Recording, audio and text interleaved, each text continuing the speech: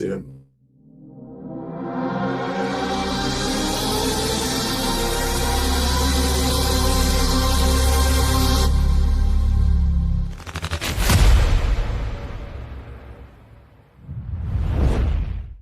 This is Tractor Tuesday Live, hosted by sixth-generation Nebraska farmer and Tractor Tuesday founder Zach Bosley and Scott Anderson, owner of New Age Ag Supply.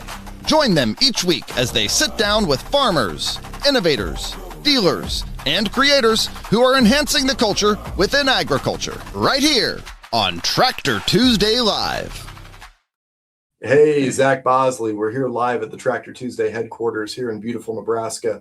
Today we've got an interesting guest here, and it's somebody I never expected would make the trek all the way to the great state of Nebraska. So without further ado, we've got our friend of the business here, Fabian Hambüchen. I hope I said that better. Yeah, it's quietly like the first time an American pronounced my last name really, really good. Well, you know, and my guys here on the team, they all know I'm very proud of my German heritage. So with all that, this is crazy for us because we have a lot of athletes, a lot of friends of the show, in theory, just people we met over the years in athletics. They come on and a lot of them, you know, work in the equipment space. Maybe they're in the software industry one way or the other. But I don't think ever will we ever have someone of your status on the show again, because for a lot of the folks in Nebraska and throughout the Midwest that are watching, you know, we're sitting right here with an Olympic gold medalist. And it's pretty wild, your story. So for our audience here paying attention to the United States, you know, Fabian, how would you even start this story? Wow, it's hard because it's been like a really, really long time. So I was doing gymnastics. My dad was my coach. He was a gymnast. He had the chance to go to Olympics once in his life. That was in 1980 in Moscow, where the Western countries did the boycott. And he's from West Germany, so he couldn't go there. But nevertheless, he became a coach, and he was super ambitious in that.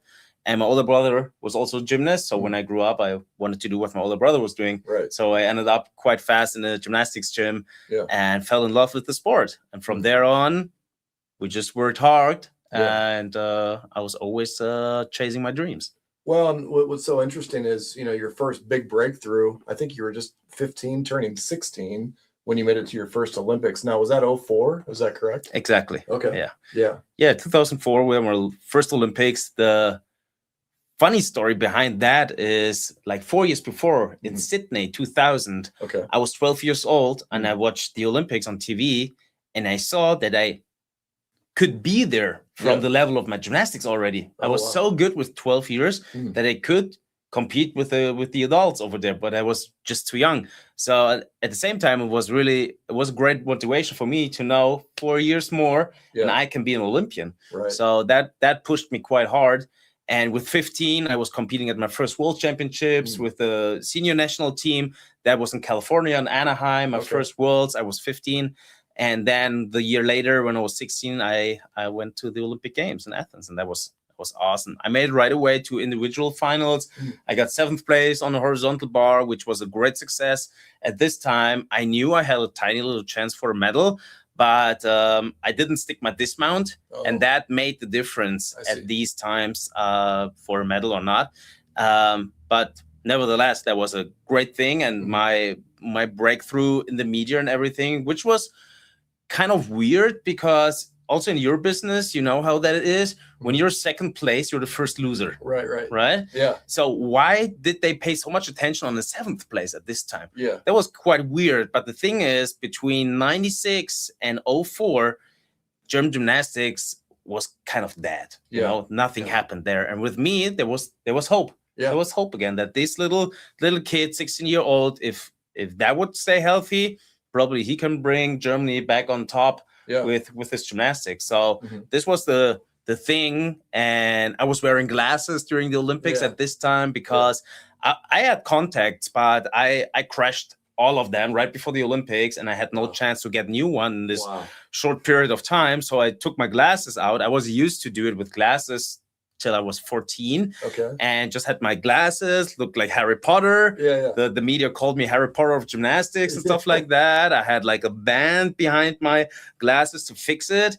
And then I went out there and compete, you know, and all these things made a nice, funny story for the media. So that was my breakthrough. Yeah. And from there on, I was working hard and getting more and more successful. Yeah, that's amazing. And, so now maybe I'm wrong, but with the translation of it all, is the horizontal bar, is that the same as what we say in the States as the high bar? Yeah, exactly. Okay. All right, cool. I just wanted to make sure I was tracking because obviously you met me. I have kind of a height issue where, number one, I wouldn't be talented enough anyway, but it's such an amazing sport and all the work that you guys have to put into it. It's just so much dedication.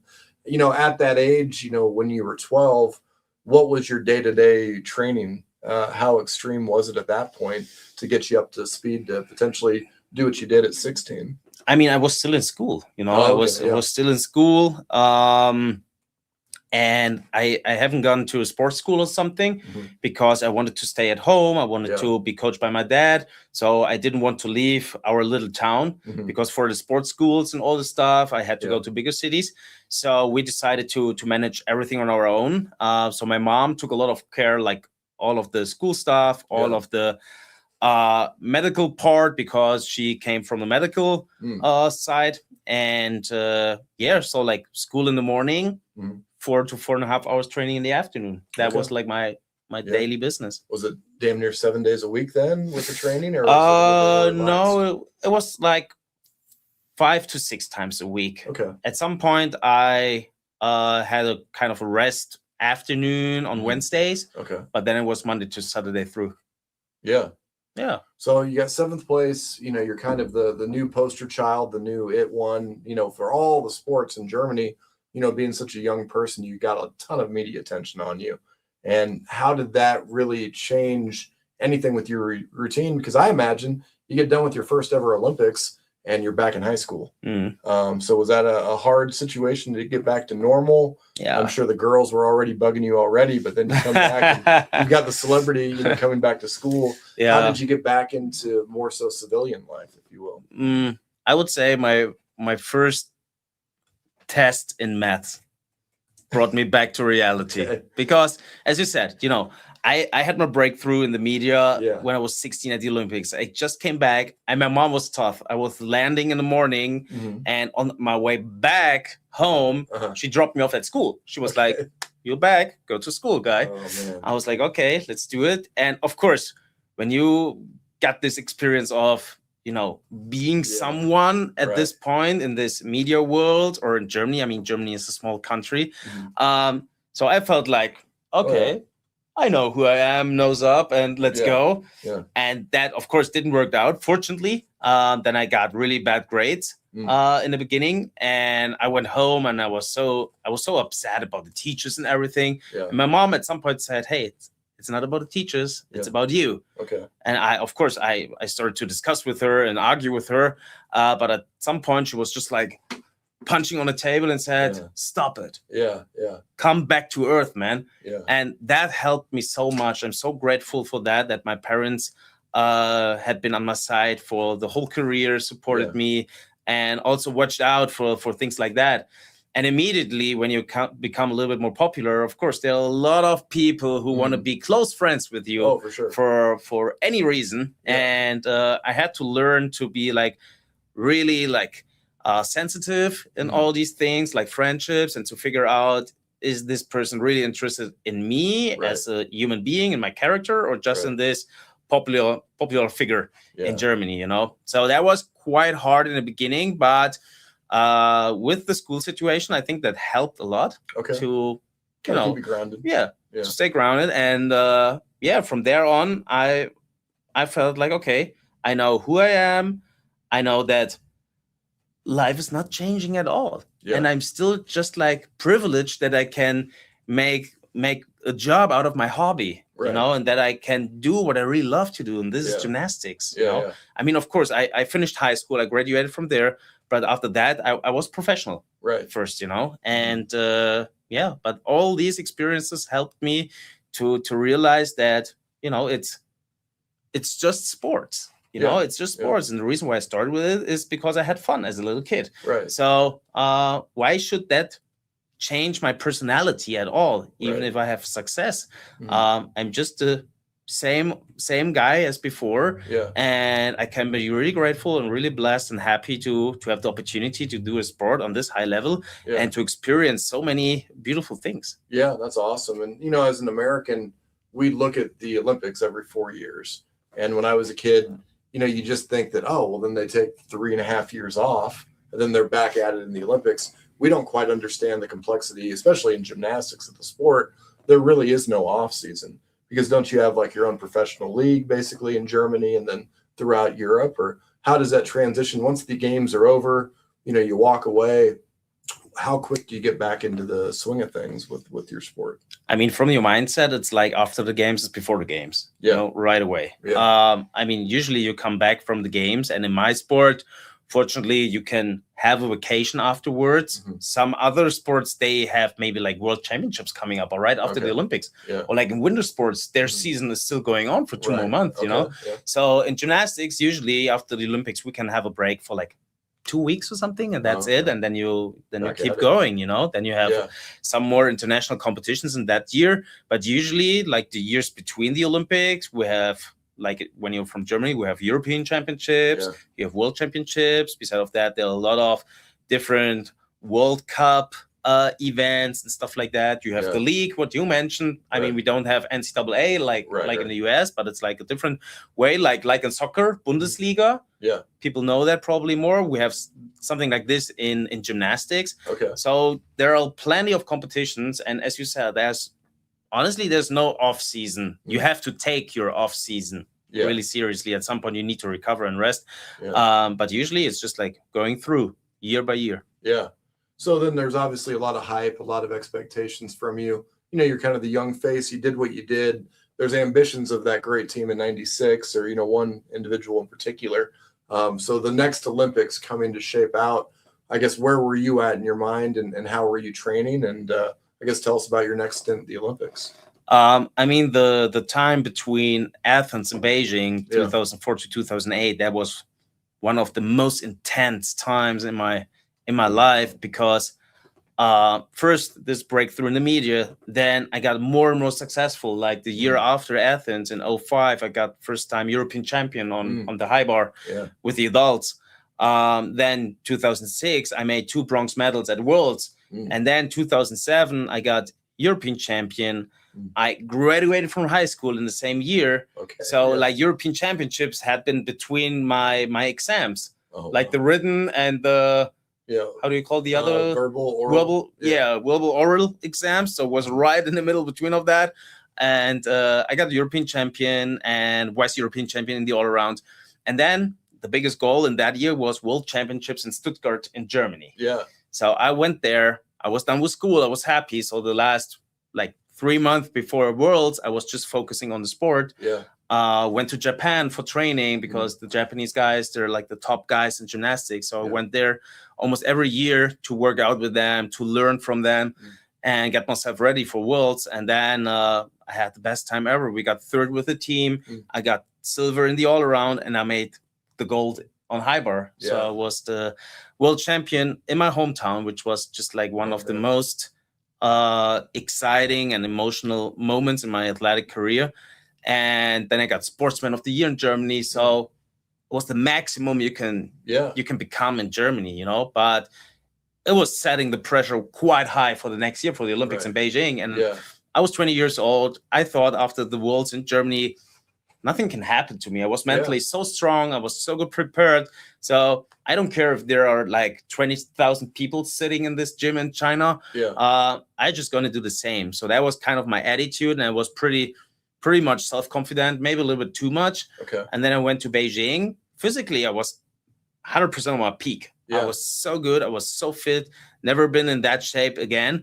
But mentally, I missed my mental training at these times because of this self-confidence and the thinking about, I made it in Stuttgart, what should happen in Beijing, So, but unfortunately, I couldn't handle the pressure mentally, I went out there, I felt like every little second, it was eating me up, that pressure. So I got injured in team finals. We got 4th place with the team, which was sad. I mean, we're kind of an individual sport. Right. Sure. It's not like soccer, like football, where you can pass the ball to someone else. It's of course it's an individual sport, but still we compete as a team. We prepare as a team. We try at least to support each other by cheering for the other one and whatever. And so it was really sad just to become fourth place. Then I got injured in this competition, which was really crashing my all-around final the next day. So I got seventh there instead of making another medal there. Then I was the guy with the most individual finals. I was also in the final on floor, on P-bars, and on high bar.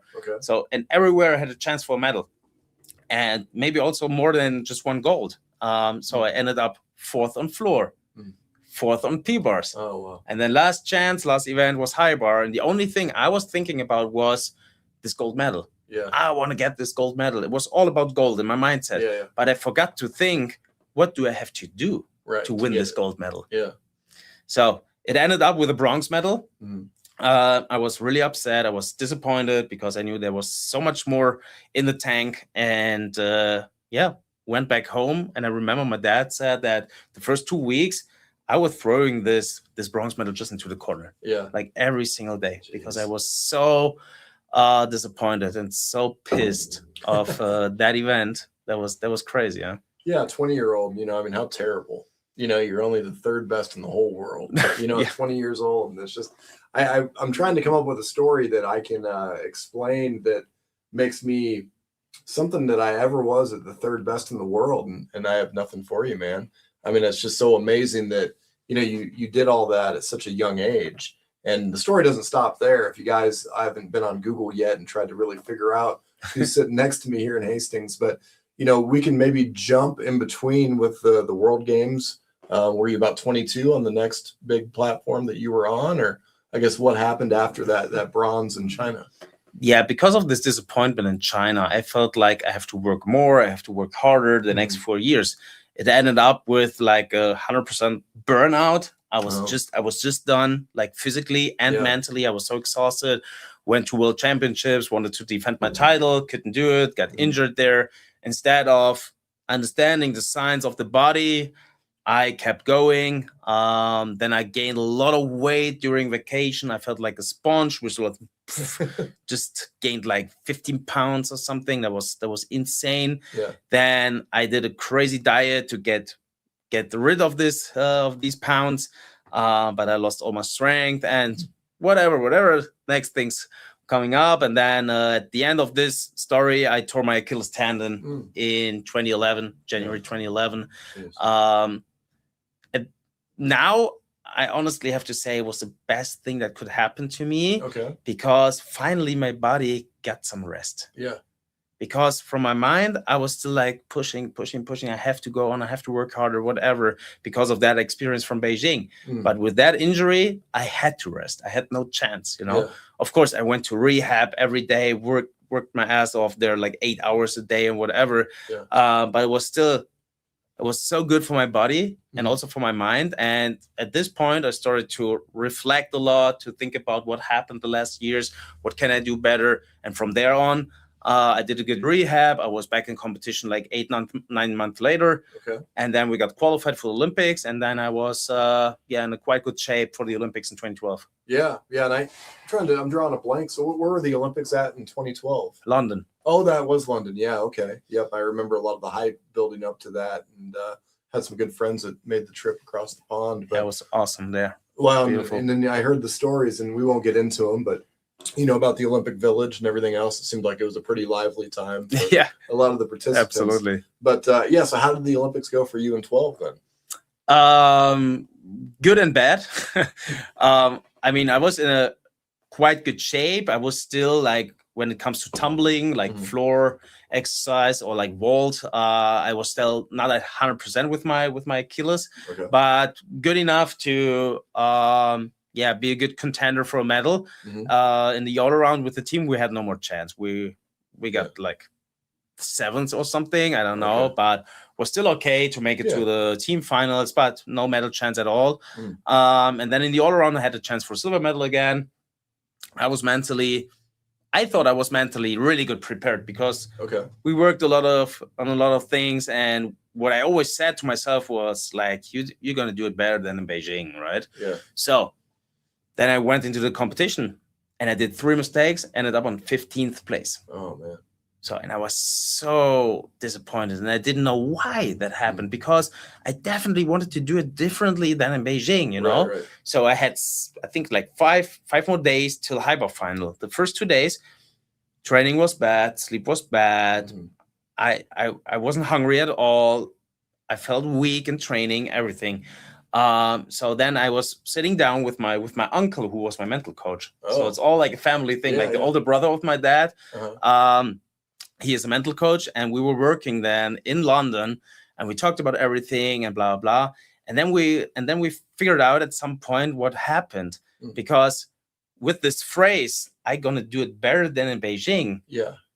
I projected myself mentally back to Beijing, Yeah. Right. and right away I was just thinking about medals Yeah. and not Again. what do I have to do to Right, get right. the medal. Yeah. So it was the same fucking thing again. Yeah. you No, know? I get it. So, and then I was so disappointed, of course, but at the same time, I felt like, oh gosh, we did it, or I did exactly the wrong thing at that point. And you know, tears came out of my eyes. They were like jumping out of my eyes. I never saw this before. And from that moment on, I felt like relieved. I was like, okay, now I know what to do. You know, like mentally, we said, okay, come back to London, be in the here and now, be in reality. Yeah. And then I had 2 more days till Hyper final. I worked out really well. I slept good. I was back in shape, back on focus. And then I went into a final and made silver this time. Yeah. Just a guy from the Netherlands, the Flying Dutchman. He was better than me on this day.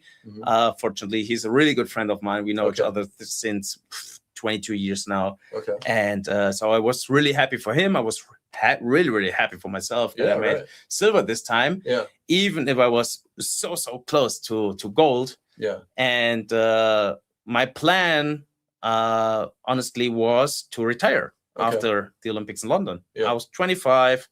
I thought, okay, you can probably do gymnastics till your 30s, but maybe your body gave you some signs with Achilles injury and stuff like that. But after the silver medal, of course, I had this kind of dream scenario in my mind, going from bronze to silver to gold. Right. And of course, I didn't think anymore about retirement. But the years between London and the next Olympics, Rio, they were quite hard as well. Well, yeah, and it's very uncommon, you know, for an athlete, especially in gymnastics, to have such a long career. You know, and what we're talking about at lunch is, I mean, a lot of guys probably make it to their 30s, but they weren't at this world-class level as a young teenager, let alone, you know, I mean, like you said, at 12, you were basically physically there, you know, and so to have that type of career stretch on, and I guess, you know, beyond London, what did this look like as you mentally tried to dial in and think about gold again at a serious level? Yeah, absolutely. Mentally, I got stronger and stronger in these years between London and Rio. But physically, it got harder and harder. If you come closer to the 30s, you really feel it in gymnastics. And at some points, it was more or less just maintenance, you know? It was not anymore about learning new skills and stuff, just bringing all together I've ever learned and just keep it on that level. That was quite hard. Then I injured my shoulder already in 2012, I guess, after the Achilles rehab and stuff, because I had some struggles with my wrist or whatever, and I took a lot of painkillers, so I didn't feel my body at all. Right. And I was doing a lot of strength training. So I got not the fully ruptured tendon already, but just like partial. And of course, with that hard impact we have in gymnastics, especially on our shoulder, it never healed completely. It was always just like, a big issue for me. And from there on, in the years 2013, 14, 15, the shoulder got worse and worse and worse. And I always had to work much more with my physiotherapist, with the doctors, to be ready for the big competitions. I managed it somehow, but then it came to the year 2016 where the next Olympics were.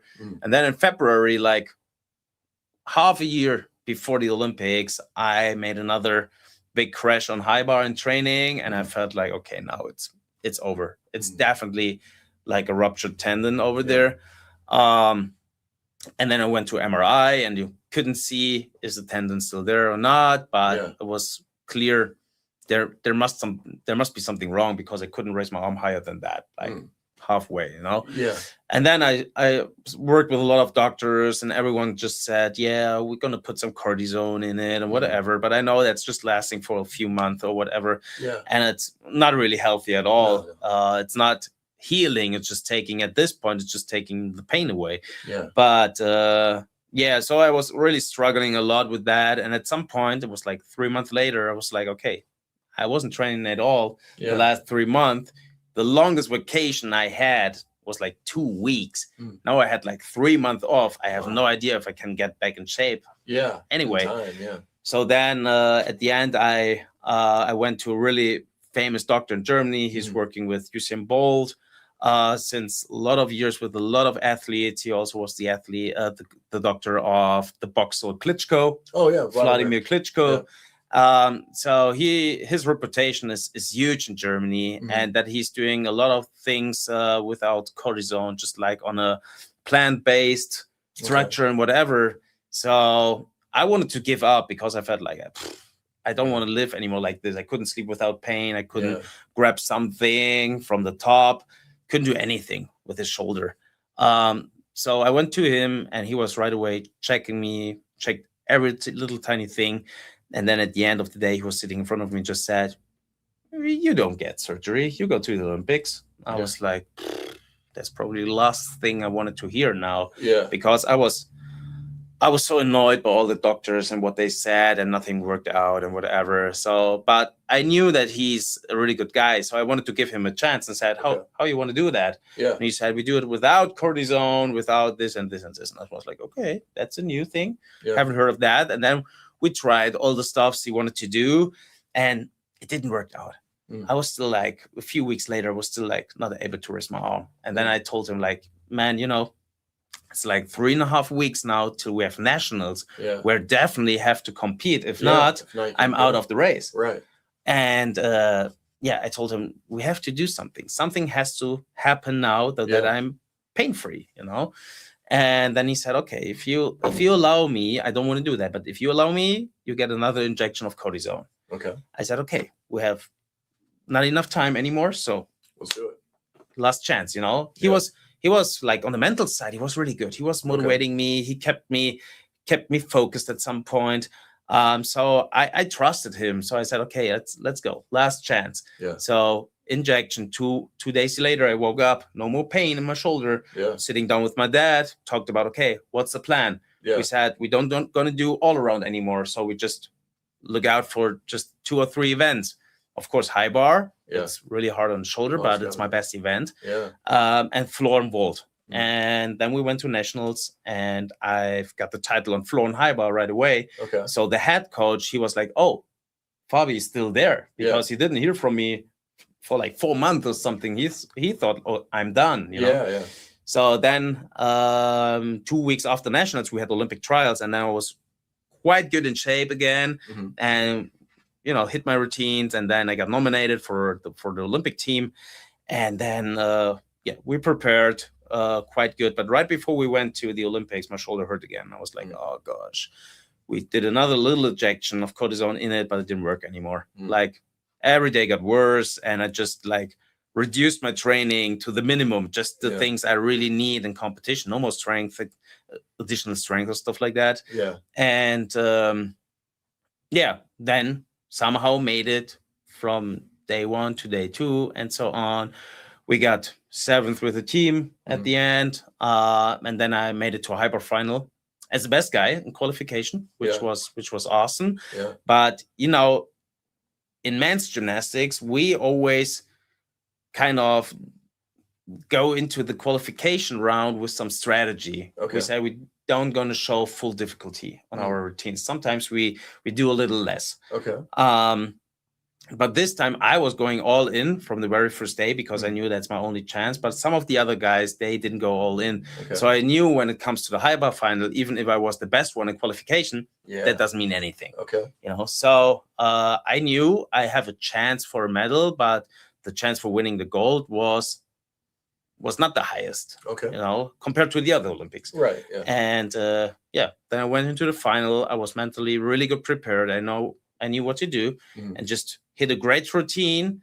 And I was going into this final and had to start with my routine. You know, Yeah. there are like 8 guys. I was number 1, and then I had to wait like 25 to 30 minutes until everyone was done Yeah. before I knew Yeah. I made it. You know, Right. that was horrible to Yeah. be down there like for 30 minutes and just like felt like an eternity, I'm sure. yeah, that was crazy, you know. Mm. And like the Dutch guy, he was right after me in this final. Unfortunately, he had a big fall, so he was out of the game. Yeah. That made my chance to win the gold way higher in that moment. I felt sad for him because he's a good friend, and we both hope that we can be number 1 and 2 again after we did this in London.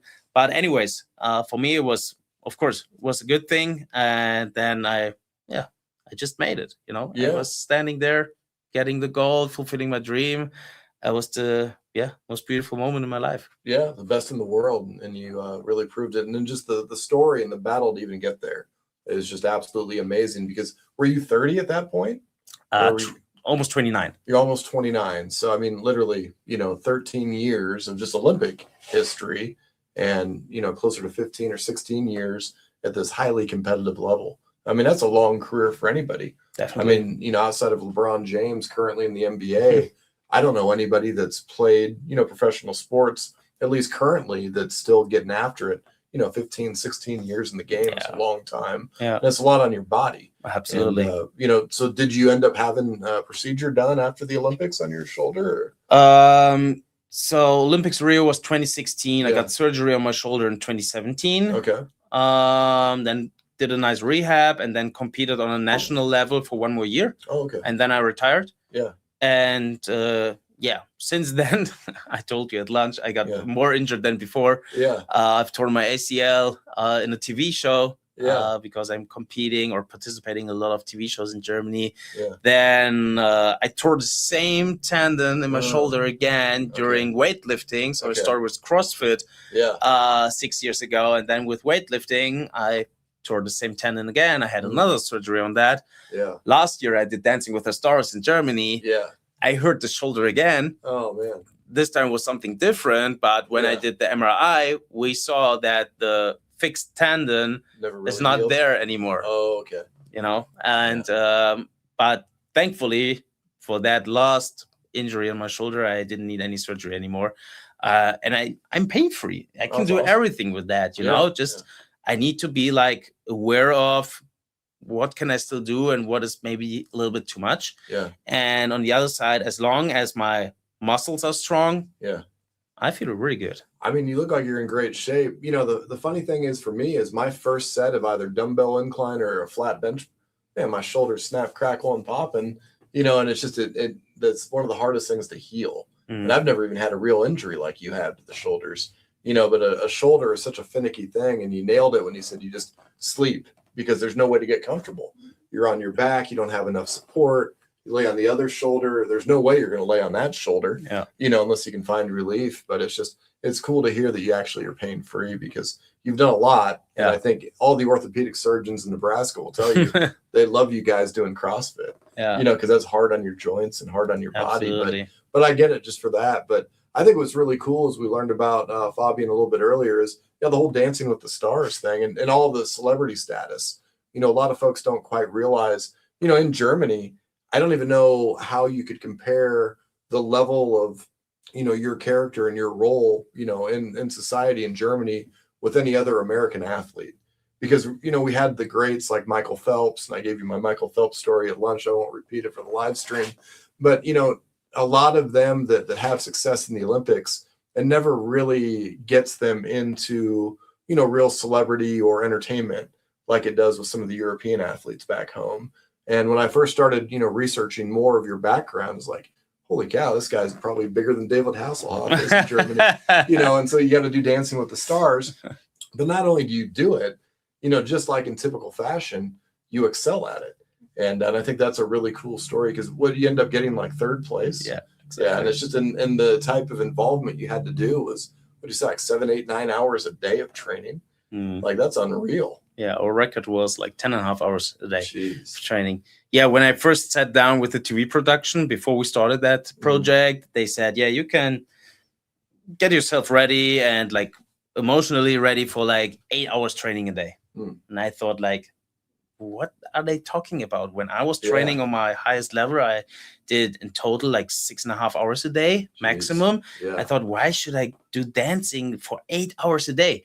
And then we had first day practice of Dancing with the Stars, and we did right away 9 hours. Mm. And then I got it right away. I understood why we need so much time, because you just have like at least 4 days of training to learn a full new dance. Mm. And the further you get in the show, at the end you have to prepare 3 dances for one show. Jeez. You have to do 3 dances in 4 days. Yeah. And that's just like It's insane. a lot of steps. Yeah. So you have to remember all the steps. You have to work on the technique and get the rhythm for the music and everything. So yeah, it was really hard work to get there. But at the same time, you know, whenever it comes to TV shows that has something to do with sports, I'm always all in. I love that. You know, I'm still like, I have this athlete's mind still there, and whenever it comes to things like that, I'm all in. And it was such a great experience. We also went on tour, on dancing tour last fall. We had like in between 6 weeks, 25 shows. Wow. Yeah, but good thing is you always do the same thing. Yeah, the same dances. It's not like the TV show that you have to perform every time a different dance. So that was quite cool. You get your rhythm. It's kind of a routine at some point. Yeah. But still, it was such a beautiful time, great experience. I love that. And beside of that, there are so many other TV shows going on. But you know, I always stick to gymnastics. I'm always still into it. Still doing gymnastics for myself. Whenever I see a high bar, I have to jump on it. Yeah. Like yesterday with my friend Andy, who's a colleague of you. Yeah. We went to Grand Island to Twisters Gymnastics. Yeah. And of course, even if they have a really kind of simple high bar there, I put my grips on, I jumped on it, did some giants and stuff. I just love this sport. Oh, it's amazing. And just, I think for me, just thinking about it in a selfish way, for all the other fellow Nebraskans that are into gymnastics, just that opportunity to meet and somewhat train with you yesterday. I mean, that's a once in a lifetime experience for these kids. And, you've already done more for my part in Nebraska than a lot of people, a lot of great athletes that even come from here. Most of them stay connected to Nebraska, but I mean, we're honored that you're even in our great state, but then to spend some time and, help these kids out, and just for those kids to be around a gold medal winner. I mean, that's just amazing. I mean, I'm sure it's something they'll remember for the rest of their lives. So yeah, I think so too. I mean, as I said, I just love the sport, and of course these kids, probably they were born after my career. Yeah. My career is now done for like 9 years. Mm-hmm. And some of them just were born, so they probably don't know me from my sports time, but still when they hear the name, or even if they just Google or YouTube it right away, they see what I did, and then it's just like, okay, he's an Olympic champion. He knows so much about this sport, and I just love to be around, athletes, young kids who really have this passion for the sport, because that was the only reason why I started with it. Just I had fun. I loved it. You know, I saw my older brother doing it. I wanted to do the same. I wanted to be better as he was, as fast as possible. That happened when I was 11. He was 15. I got better than him, but we've been together in the junior national team and stuff like that. So it was just like a crazy cool time for me. It was just as a kid, that was my playground, the gymnastics gym. So, and when I see kids doing gymnastics and they enjoy it, whatever the level is, I don't care. I just want to help them out, even if it's more on a mental perspective. Yeah. I mean, of course, yesterday we also worked technically, and I gave them some other drills, how you can improve your twisting technique and whatever. But at the end, we were talking a little bit, and it's more about the mental thing, because gymnastics is such a beautiful sport, but it needs so much work and so much like precise work. You have to be like really strict in the details and the technique. But when you do kind of these things quite right in the beginning, then it makes life so much easier, Just all falls into place. But it's like in everything, whenever you have to relearn something, it's way harder to learn it right away in the best way, right? Right. So these are the things I tried to tell them yesterday, and just, to enjoy the sport. Because when I was, as I said, like Beijing, the experience in Beijing, and Also in London, when I messed up the all-around final, I was not having fun anymore. I was just focusing on these medals and all this stuff, on expectations, on media. But the only thing what was, like driving me through all these years was the passion to the sport. Yeah. And sometimes you have just to remember yourself to that. Yeah. And then you're good. No, that's those are great gems of wisdom there for everybody paying attention, because, there's so much to it. And I think a good way to boil this all down, especially with your career, Fabian, is just, more so consistency, and there's no shortcuts to anything that you want to do in life. You can spend more time trying to find a shortcut than just going the hard route. And I think that's obvious. And it's really interesting because I meet and talk and discuss so many different athletes, and they all kind of boil down to the same thing. There's no shortcuts. There's no gimmicky diets you're going to do that's going to make you into something better. It's just the repetition and the discipline. Absolutely. And I think for kids to see you and like, wow, this guy's real, it's real life. And I can hear it from the horse's mouth. And, for some of the team members at Tractor Tuesday, and this guy's doing 10 hours a day dancing for Dancing with the Stars. And you're mad at me for working 8 or 9 hours a day. Come on, guys. But it just goes to show, you've got that in you. And it's an impressive story. And again, at Tractor Tuesday, we're just honored that, you have so much time to even spend with us today. And for, Mike Sabata that does sales for us, did he actually beat you? Unfortunately, he did, yeah. Yeah, and, table tennis is a big part of what we do at Tractor Tuesday. So come on down to Tractor Tuesday. We'll sell your tractor. We'll play ping pong. We might even start a laundromat upstairs next. But no, we have a lot of fun here at just, working. But I'm sorry, we got a bunch of questions that popped up here. This is what I'm not going to ask here. Here's one. Is there... Oh, okay. Yeah, I kind of alluded to it. But would you say your celebrity status in Germany is greater than the great David Hasselhoff?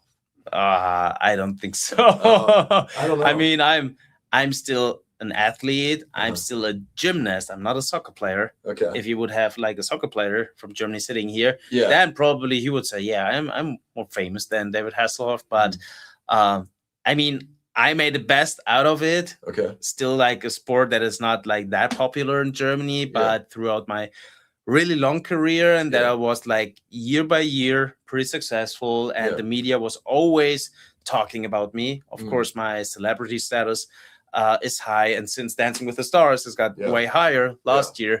But David Hasselhoff, I mean, he's a legend. He's the guy. No, we always pick on Andreas about him just to be funny, but yeah, and outside of English, you also speak French. Is that correct? Yeah, quite okay. I mean, I've learned it in school, and of course, when I graduated from high school, then at some point, I didn't talk too much anymore. But with my colleagues from France, whenever we met at competitions, we spoke like French and English as a mix most of the time. Okay. So yeah, I still can do some French. Yeah, your English is awesome. It's actually probably better than mine. So I think people are getting it. Do you ever have dreams in English? Yeah, definitely. Like right now, I'm here in the States now since more than 2 weeks. Okay.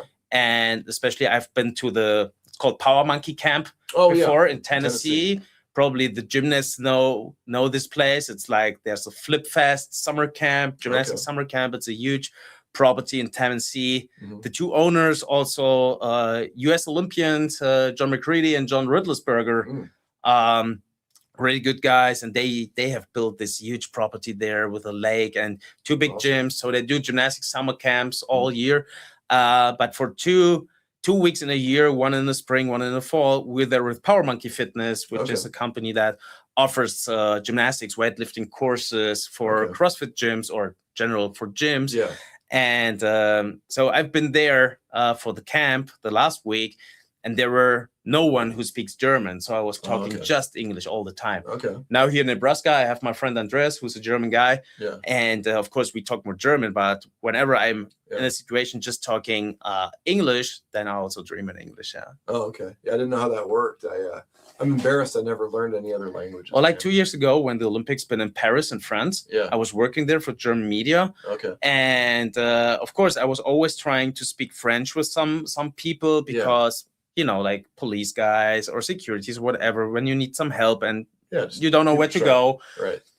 Of course, at some point they we're able to talk English, but you know, many people say French people are impolite, they're rude. Yeah. And I'm like, I don't think so. The only Okay. thing what is, they don't like when you're not trying to speak their language. Oh, I see. So if you just know maybe a few words, just say Yeah. hello and whatever in French, they're so appreciating that. And then you Okay. can always switch to English. Yeah. So I always try to speak more French than English with them. I see. And at that point, I started to dream in French at some Wow. point in the night, because I was thinking about which words can I bring together to make this all sense, you know? Okay. Yeah. So I like that. I like that feeling. Really cool. Yeah, it's really cool. And they say the same thing about New Yorkers. Have you ever been to New York City? Yeah, once or twice, but never seen so much of the city. Just a competition hall and stuff. Well, and all it is, you got to speak their language. And what I mean by that is I was a dumb Nebraskan. I went out there. I think it's my 30th birthday. I went to New York City. I'm wearing like crocodile belly cowboy boots, you know, the most stereotypical looking farm kid. And their language is cash money. So if you give the cab driver a $20 bill, they're, oh, I'll be your driver. You know, everybody else is swiping credit cards. Man, you got cash. You speak their language if you ever go to New York City. That's the secret. Good to know. But I don't know if I'd go back there again. It was cool in the vintage, but there's a lot of great places to see in the United States. But you've been to Tennessee, that's one of them. You know, it's a beautiful area. Yeah, I've been to Ohio first with one of my friends. His family is there, and then we did a road trip, you know, through Kentucky, which is also like a beautiful. Like nature state. And then we went to Tennessee. But I'm probably going to be much more in New York City, because with Power Monkey, we're going to open up a gym there at the end of the year. Yeah, nice. In Tribeca.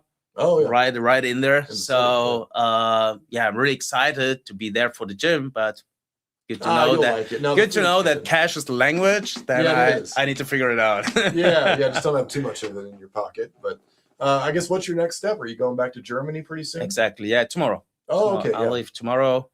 Tonight we go back to Lincoln. Andreas and me, we stay with another friend, and tomorrow I'll fly out from Lincoln. Oh, okay, cool. Yeah, and you got a wife and family and everything back in Germany? Exactly. Yeah, my wife is at home with our dog. We have no kids yet, so they're waiting for me. Yeah, well, that's great, man. I don't know. There's just so many things. There's no shortcuts, I guess is a good way to put it. Yeah. You know, absolutely. You know, with all the injuries though, have you ever found any tricks of the trade that seem to help with inflammation or any injuries, or was it pretty straightforward, just ice and I mean all the science behind this? There's so much on the market right now. Way too much for me. I always believe in just do the things that feels good for you. And what it don't mean is like take every medicine you can get or stuff like that. That's stupid. Try to do it without, and do it with training and smart things and stuff. But sometimes when it comes to maybe ice bath and sauna and whatever, there's so many studies around it that says it's good or not, and blah blah blah. And I'm a fan always of like really listen to your body and do what feels best for you, you know. That's what I like to do. I mean, when it comes in terms to nutrition and stuff, of course you have to see what's your goal, you know. Do you want to get stronger, leaner? Do you want to just lose weight and stuff like that? Then of course you have to adapt your nutrition a little bit, but it's always like a good mixture of everything, you know. This healthy way of living, finding the balance of it. That's the thing, and not always just doing one thing like really extreme, you know. That's what happens most of the time. And then you have like probably you have this kind of shortcut that you have a huge effect in a short time, but in terms of sustainability, it never works out. Right. Yeah, and it's a good moral here, and a good lesson for everybody watching is just there are no shortcuts. And you know, we're talking to an Olympic gold medal winner. We're talking to somebody that's been through basically all the highs and lows you could ever imagine. And the one thing that got you to the mountaintop was just your consistent work ethic. Exactly. Yeah. Consistency is key. Yeah, no, that's a good way to wrap it there. But for everybody watching, so thankful for our guest today. You know, TractorTuesday.com, we really are the people's and the farmers' champion. You know, and so when we have somebody that comes through Hastings, they love to check in and say hello to everybody at the team here at Tractor Tuesday, because we're really doing this for the farmers. We're doing this for the community. We're doing this for the people. So many people have their hands in their pockets. You know, it's like all your new friends, you know, when you find fame, you know, people are just looking at you as a way for them to make some sort of improvement in themselves. And that's not the case.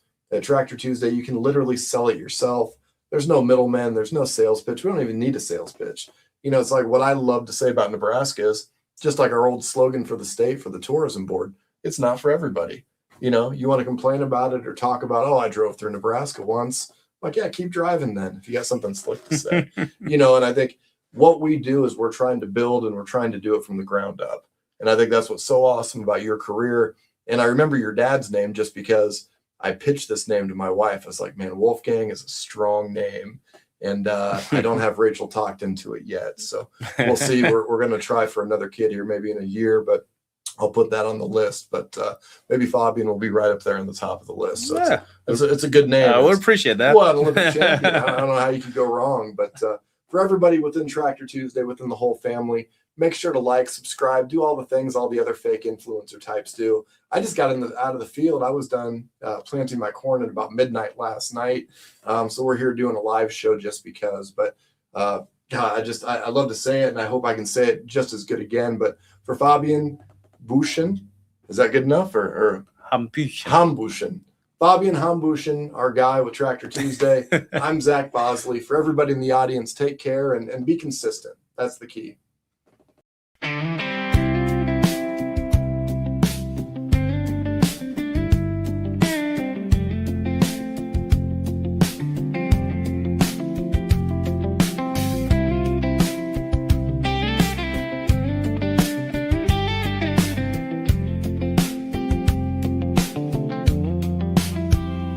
Till the soil